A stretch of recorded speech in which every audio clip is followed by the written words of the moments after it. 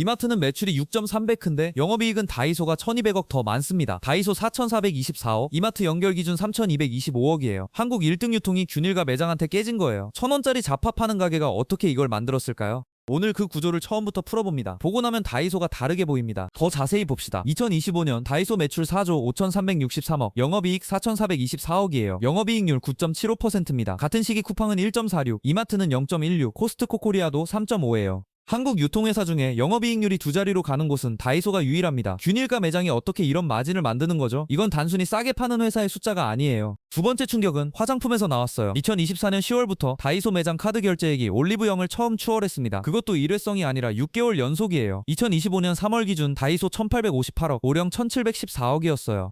한국 헬스앤뷰티 시장 1위 자리가 1년 만에 깨진 거예요. 모두가 화장품은 오령 거라고 생각했는데 균일가 매장이 그걸 가져갔습니다. 세 번째 충격은 일본과 비교했을 때예요. 일본은 백엔샵 천국입니다. 일본 다이소 매출이 6249억엔, 세리아 2232억엔, 캔두 803억엔으로 다 잘 나가요. 그런데 한국에선 일본 무인양품이 4년 연속 자본 잠식 직격탄을 맞았어요. 같은 비즈니스 모델인데 한국 시장에서만 안 통한 거예요. 왜 한국에서만 다른 결과가 나왔을까요? 그 답이 다이소예요. 그리고 2023년 12월 박정부 회장이 일본 다이소 산교에 5천억을 줬어요. 갖고 있던 지분 34.21%를 한 번에 전부 회수한 겁니다. 23년 만에 결별이에요. 5천억은 단순한 애국 마케팅 비용이 아니에요. 이 정도 돈을 쓴 데는 분명한 이유가 있어요. 뒤에 보여드릴 다이소 시스템 전체를 지키기 위한 가격이었습니다. 그게 뭔지 영상 끝에서 다시 짚을게요. 오늘 영상에서 다이소가 진짜 무엇으로 돈을 버는지 5키워드로 해부합니다. 균일가, 큰 브랜드 협업, 직접 깐 물류망, 직영 70%, 그리고 비상장 무차입 경영.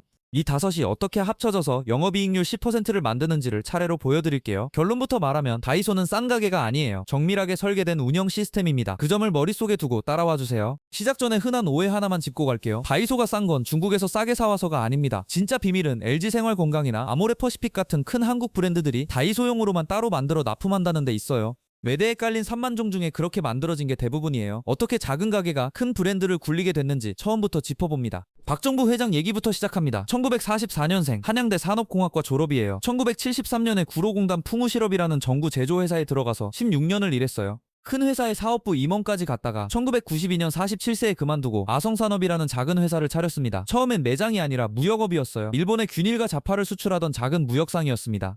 매장은 5년 뒤에야 시작돼요. 1997년 5월 강동구 천호동에 1호점을 엽니다. 이름이 아스코 이븐플라자였어요. 그해 12월에 IMF 외환위기가 터졌습니다. 모두가 지갑을 닫는 시기에 모든 상품을 1000원에 파는 매장이 등장한 거예요. 일본의 백엔샵 모델을 한국에 그대로 들여온 형태였습니다. 이때까지만 해도 그냥 작은 수입품 잡화 가게였어요. 다이소라는 이름도 아직 없었고요. 결정적 순간은 2001년에 옵니다. 일본 백엔샵 1위 다이소 상교에서 4억엔, 약 38억 원을 투자받습니다. 그 대가로 지분 34.21%를 일본 측에 넘기고 매장 이름을 다이소로 바꿨어요. 일본 브랜드를 빌리고 자본도 받은 거예요. 이때부터 우리가 아는 한국 다이소가 시작됩니다. 그 전엔 그냥 무명의 잡화점이었고 일본 자본과 일본 브랜드 이름이 들어오면서 빠르게 매장 수가 늘어나기 시작합니다. 재밌는 건요, 박정부 회장은 일본 다이소에 로열티를 한 푼도 주지 않았어요. 23년 동안 단 한 번도요. 브랜드 이름은 빌렸지만 사용료는 안 낸 겁니다. 일본 측이 가져간 건 지분 배당 뿐이었어요. 보통 글로벌 프랜차이즈는 매년 매출의 일정 비율을 본사에 내잖아요. 다이소는 그게 없었어요. 박정부가 처음 협상할 때부터 그 조항을 못 박았다고 해요. 이게 나중에 결별할 때 결정적인 협상력이 됩니다. 여기서 균일가의 진짜 비밀이 나옵니다. 다이소는 자체 브랜드, 그러니까 PB를 거의 안 만들어요. 이마트 노브랜드, 쿠팡 곰곰처럼 자기 이름 붙인 상품이 매대에 거의 없어요. 다이소가 공식적으로 PB 비중 0%라고 밝힌 적도 있습니다. 그럼 어떻게 하느냐? 큰 한국 브랜드 회사들에게 다이소 매대에 들어오려면 우리 가격대에 맞춰서 너희가 다시 만들어와라고 요구하는 거예요. 매대 3만 종이 그렇게 채워집니다. 쉽게 비유하면 이래요. LG생활건강이 일반 마트에선 페리오 칫솔을 5,000원에 팔잖아요. 그런데 다이소엔 패키지를 줄이고 사이즈를 작게 만들어서 1,000원짜리로 따로 납품해요. 다이소 자체 브랜드가 아니라 진짜 페리오 상품인데 다이소 사이즈로 다시 만든 거예요. 매대 3만 종이 다 그런 식으로 들어와요. 이게 가능하려면 한 가지 조건이 필요합니다. 큰 브랜드들이 거절 못할 만큼 다이소 매장 수가 많아야 해요. 여기서 일본과 결정적 차이가 나타납니다. 일본 다이소 상교는 5,350개 매장에서 6,249억엔을 팔아요. 거의 100엔으로 묶여 있습니다. 단순함이 강점이지만 동시에 한계예요. 한 가격으로만 묶으며 마진폭이 좁고 가격이 좀 비싼 카테고리는 들어올 수가 없어요. 5만원짜리 화장품을 100엔에 팔 수는 없잖아요. 일본은 그 가격 천장에 갇혔어요. 그래서 100엔샵은 일본에서 정체됐습니다. 한국 다이소는 다릅니다. 500원, 1000원, 1500원, 2000원, 3000원, 5000원 6단계 균일가예요. 일본보다 마진폭이 5배 넓습니다. 그러면서도 가격은 여전히 묶여 있어서 시스템 단순함은 유지돼요. 1000원짜리가 매출의 50%, 2000원이 23%, 5000원짜리가 10%입니다. 이 가격 구조 안에서 화장품, 식품, 잡화, 계절 가전까지 다 들어와요. 이게 영업이익률 10%의 시작점이에요. 이제 챕터 3 성장 곡선을 숫자로 봅시다. 2023년 매출 3조 4605억, 영업이익 2617억이었어요. 2024년에 매출 3조 9689억, 영업이익 3711억으로 뛰었어요. 그리고 2025년에 매출 4조 5363억, 영업이익 4424억이에요. 2년 만에 매출은 31% 늘었는데 영업이익은 69%가 늘었어요. 매출보다 이익이 2배 이상 빠르게 커진 거예요. 보통 회사들은 반대잖아요. 더 무서운 건 영업이익률이에요. 2023년 7.6%, 2024년 9.4, 2025년 9.8, 매년 1%포인트씩 좋아져요. 매출이 늘면서 마진까지 같이 좋아지는 회사는 흔치 않아요. 보통은 매출이 늘면 비용이 따라 늘면서 마진이 떨어지거든요.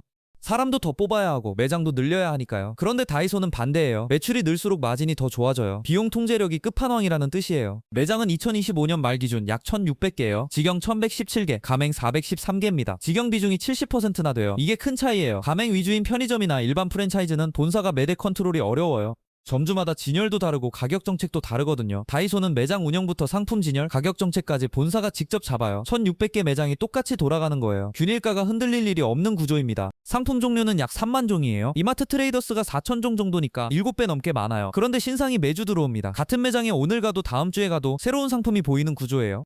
회전율이 빨라야 균일가가 유지될 수 있어요. 안 팔리는 상품은 빠르게 빼고 새 상품을 매주 넣으면서 매대 효율을 극대화하는 겁니다. 매장에 와도 매번 새롭게 느껴지니까 발길이 더 자주 향하는 거예요. 진짜 변곡점은 화장품이에요. 카테고리 매출이 2023년에 85% 늘었습니다. 2024년엔 144%, 2025년에도 70% 더 컸어요. 모두 5,000원 이하 가격대예요. VT 리들샷, 손앤방 멀티컬러밤이 입소문을 탔고요.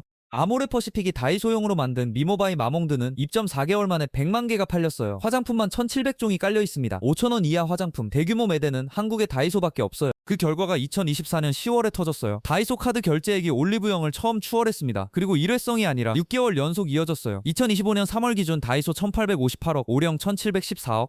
오령은 외국인과 온라인 매출 더하면 자기들이 더 크다고 반박했지만요. 오프라인 카드 결제 기준으로는 다이소가 1위예요. 한국 화장품 매장의 무게중심이 6개월 만에 옮겨갔다는 신호예요. 한국 H&B 시장이 흔들리고 있어요. 다이소가 화장품을 잘 파는 이유는 단순해요. 5,000원 가격대에 다양한 상품이 깔려있고 회전이 빠르니까 사람들이 자주 와요. 오령 모델은 브랜드 골라서 보러 가는 곳이지만 다이소는 들어와서 충동 구매하는 곳이에요. 가격이 5,000원 이하니까 망설일 이유가 없어요. 결제 부담이 거의 없는 거죠. 충동 구매를 균일가로 분쇄한 셈입니다. 같은 화장품이라도 사용 동기 자체가 다른 거예요. 이제 챕터 4 진짜 충격적인 비교 들어갑니다. 이마트는 2024년 연결 기준 매출 약 29조 원이에요. 영업이익은 3,225억이었어요. 같은 해 다이소는 매출 4조 5천억, 영업이익 4,424억.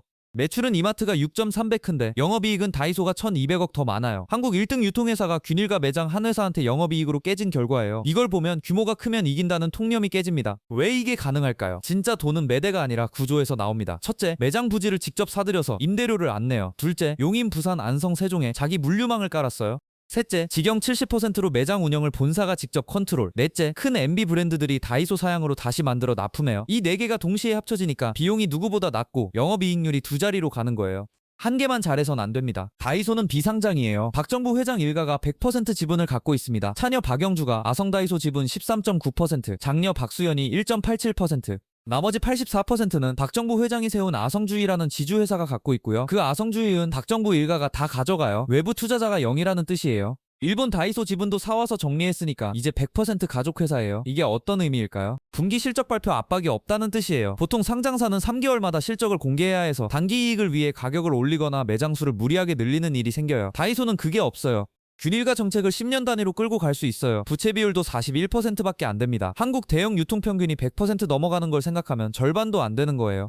사실상 무차입 경영이고 영업이익 4,400억으로 자체 자금 조달이 가능해요. 부동산도 직접 사들입니다. 2025년 한 해만 봐도 구로구 매장 부지를 273억, 속초 108억, 창원 99억에 매입했어요. 양주에는 1,600억 들여서 신규 물류 허브도 착공했고요. 임차료 안 나가는 매장이 매년 늘어나는 구조예요. 매출은 늘고 비용은 줄어드니까 영업이익률이 매년 올라가는 거예요. 영업이익률 10%는 그냥 만들어진 게 아닙니다. 매장 부동산 자체를 자산으로 갖고 있다는 게 다른 유통과의 결정적 차이예요. 공정하게 약점도 봐야죠. 2025년 잉여 현금 흐름이 마이너스 1,040억으로 적자 전환했어요. 잉여 현금 흐름은 영업으로 번 돈에서 시설 투자를 빼고 남은 현금이에요. 그게 마이너스라는 건 영업이익이 늘었어도 지출한 돈이 더 많았다는 뜻이에요. 세종 물류센터, 양주 신규 허브, 매장 부지 매입까지 한꺼번에 진행하면서 자본 지출이 3,042억으로 폭증했어요. 미래를 위한 투자지만 단기적으로 현금이 줄어드는 건 사실이에요. 두 번째 약점은 해외예요. 2011년 중국에 하스코라는 이름으로 진출했어요. 한때 200개 매장까지 늘렸는데 2023년 전부 철수했습니다. 이유는 두 가지예요. 코로나로 매출이 꺾였고 일본 다이소 상교가 30개국에서 다이소 상표를 이미 선점한 상태라 해외에선 같은 이름을 쓸 수 없었어요. 박정부 회장이 2023년 12월에 5천억을 쓴 진짜 이유가 이거예요.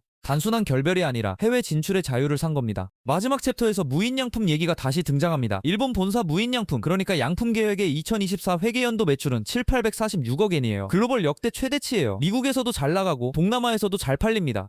그런데 한국 법인은 어땠을까요? 2019년부터 4년 연속 영업 적자였어요. 2022년엔 자본 잠식까지 갔고요. 같은 회사, 같은 디자인 철학, 같은 글로벌 운영 노하우인데 한국에서만 죽었어요. 왜요? 다이소 때문이에요. 한국에서 무인양품의 고객 절반은 5,000원 이하 자파에 끌렸던 사람들이에요. 그런데 다이소가 똑같은 디자인 감성을 1,000원에 풀어버린 거예요. 가격 차이가 5배니까 결과는 뻔해요. 2025년에 롯데쇼핑이 무인양품 한국법인에 200억을 다시 넣었어요. 다이소를 견제하기 위해서라고 공식 발표까지 했습니다. 글로벌 1등 디자인 자파 브랜드가 한국에선 다이소 견제용 카운터펀치 역할을 하는 거예요. 여기서 첫 번째 교훈이 나옵니다. 균일가는 단순한 가격 정책이 아니라 운영 시스템이에요. 500원에서 5,000원까지 6단계로 묶어두는 순간 매입 협상부터 물류, 매대 진열, 신상 주기까지 모든 의사결정이 그 가격대에 정렬됩니다. 가격이 곧 운영의 원칙이 되는 거예요. 흩어진 가격대는 흩어진 시스템을 만들어요. 다이소가 이마트보다 영업이익이 높은 첫 번째 이유가 바로 이거예요. 가격 단순함이 비용 단순함을 만든 겁니다. 두 번째 교훈, 자체 브랜드, 그러니까 PB가 항상 답은 아니에요. 다이소는 PB를 거의 안 만듭니다. 대신 큰 MB 제조사들에게 다이소 사양으로 다시 만들게 하는 매수 협상력을 키웠어요. 매대 3만 종이 모두 그렇게 들어오는 시스템이에요. 이게 진짜 해자예요. 따라하기가 어렵거든요. 매장 1,600개, 매출 4조 5천억, 직영 70%가 만든 협상력입니다. 작은 회사가 흉내내려고 해도 브랜드들이 응하지 않아요. 세 번째 교훈, 비상장의 자율성이에요. 분기 실적 압박이 없으니까 균일가 정책을 10년 단위로 끌고 갈 수 있어요. 단기 이익보다 시스템 정렬을 우선할 수 있어요. 박정부 회장이 5천억을 써서 일본 다이소와 결별한 것도 이 자율성을 지키기 위해서였어요. 외부 자본이 들어오면 결국 단기 이익을 내라는 압박이 생기거든요. 비상장으로 100% 가족 회사를 유지한 것 자체가 다이소 시스템을 가능하게 만든 마지막 조각이에요. 정리하면 다이소는 싼 가게가 아니라 정밀하게 설계된 시스템이에요. 균일가, MB협업, 자가부동산, 직영, 비상장 이 5개가 합쳐졌을 때 영업이익률 10%가 만들어졌어요. 앞으로 시나리오는 두 갈래입니다. 내수 의존이라는 한계로 갈 것인가, 카테고리 확장이 마트와 H&B까지 잠식할 것인가, 다음에도 비즈니스 구조를 해부해 보겠습니다. 구독과 좋아요는 큰 힘이 됩니다.